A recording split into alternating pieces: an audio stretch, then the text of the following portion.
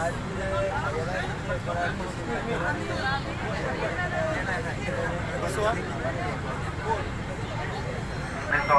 সাহেবদের দৃষ্টি আকর্ষণ করে বলছি, হাজির সাহেবদের দৃষ্টি আকর্ষণ করছি প্লিজ।